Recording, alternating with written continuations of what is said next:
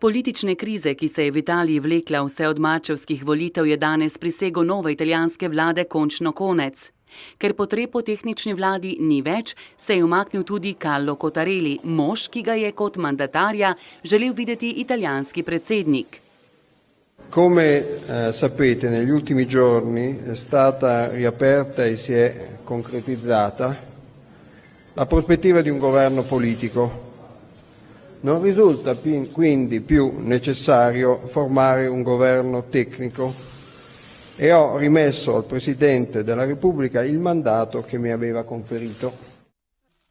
Predsednik Mattarella, ki je pred dnevi ustavil oblikovanje italijanske vlade, ker ni bil zadovoljen s predlaganim gospodarskim ministrom, je tako vendarle dal zeleno luč za novo vlado.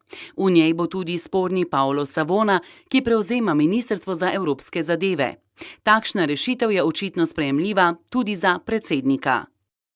Per ringraziarvi del lavoro che avete svolto in tutte queste ripetute occasioni, in questo complesso itinerario che si è concluso con la formazione del governo. Grazie per il vostro lavoro e buon lavoro per il futuro. Politično neizkušeni Giuseppe Conte je že predstavil svoj kabinet. Med ministri bosta tudi Matteo Salvini, ki prevzema notranje ministrstvo, in Luigi Di Maio, ki bo vodil ministrstvo za delo in gospodarstvo. Lavoreremo intensamente per realizzare gli obiettivi politici che abbiamo anticipato nel contratto di governo. Lavoreremo con determinazione per migliorare la qualità di vita di tutti gli italiani.